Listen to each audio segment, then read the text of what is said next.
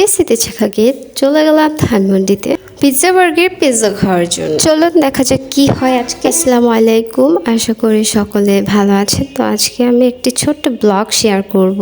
3 বান্ধবী মিলে প্ল্যানিং করেছিলাম যে আমরা টিএসসিতে যাব, সেখানে গিয়ে আড্ডা দেব, কিন্তু সমস্যা একটা হয়ে গেছে। আমি শাহবাগ যাওয়ার পর অনেকক্ষণ অপেক্ষা করতে করতে তাদের জন্য যখন কল দিলাম, তারা আমাকে বললো টিএসসি নাকি বন্ধ। এটা কোনো কথা? আমার ফুচকা খাওয়া কি হবে না? শুনেই মনটা খারাপ হয়ে গেল, কি আর করব। তো আমি শাহবাগের ওভারব্রিজে উঠে তাদের জন্য ওয়েট করছিলাম এবং তারা আমাকে বলেছিল যে তারা আসছে। তো তাদের জন্য ওয়েট করতে আমার খুবই বোরিং লাগছিল এবং কিছুক্ষণ পর আমি তাদেরকে কল দিয়ে বলছিলাম যে কখন আসবা। তারপর একটা সময় পর তারা আসে এবং আমাকে বলে যে আজকে আমরা না হয় ধানমন্ডির দিকে চলে যাই, সেখানে গিয়ে কোনো একটা রেস্টুরেন্টে যাব। তো আমি বললাম আচ্ছা ঠিক আছে চলো।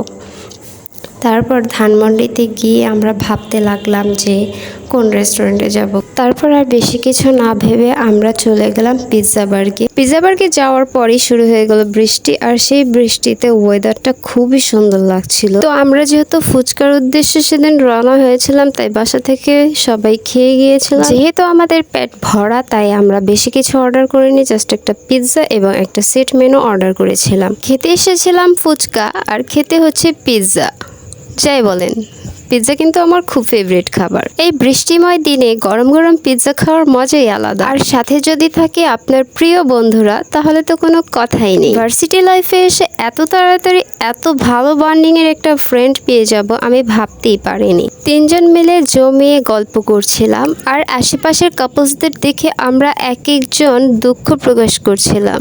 ওয়েট, এত দুঃখ প্রকাশ করার কোনো দরকার নেই, কারণ আমাদের কাছে ফ্রেন্ডস আছে। ওকে, চিল। তো এখন আমরা চিল করতে পিৎজা খাবো। আর এই পিৎজা যখন আমার বান্ধবীরা জানে আমার ফেভারিট খাবার, তখন তারা আমাকে একটু এক্সট্রাই খাওয়ায়। আর এই এক্সট্রা খাওয়ানোটা হচ্ছে বন্ধুত্বের ভালোবাসার স্যাক্রিফাইস। এটা আমি মনে করি সব বন্ধুত্বের মধ্যে কম বেশি আছে, সবাই সবার বন্ধুত্বকে ভালোবাসে। তো এখন আমরা পিৎজা খাবো, আর পিৎজাটা কেটে দিচ্ছে আমার বান্ধবী, সুন্দর করে নিয়ে আমাদের প্লেটে সার্ভ করছে, আর আমরা বসে বসে ভিডিও করছি। আমরা বসে বসে ভাবছিলাম কিভাবে ডেকোরেশন করা যায়। তারপরে সসের বোতল নিলাম আর মেয়োনেজ নিয়ে সুন্দর করে একটা লাভ আঁকলাম। আঁকার পর আমি যখন মেয়োনেজ দিয়ে মাঝখান দিয়ে তীরের মতো একটা চিহ্ন দিতে গিয়েছিলাম, তখন আমার বান্ধবীরা দেখে বললো, এই শিমু, তোমার লাভের মধ্যে কি হাগু করে দিয়েছে? আপনারাই বলেন, এটা কোনো কথা? তাদের কথা শুনে আমার খাওয়ার রুচি চলে গিয়েছিল। যাই হোক, আজকে এখানেই বিদায় নিচ্ছি। আশা করি সকলে ভালো থাকবেন আর আমার জন্য দোয়া করবেন, আমার পেজটিকে সাপোর্ট করবেন। আল্লাহ হাফেজ।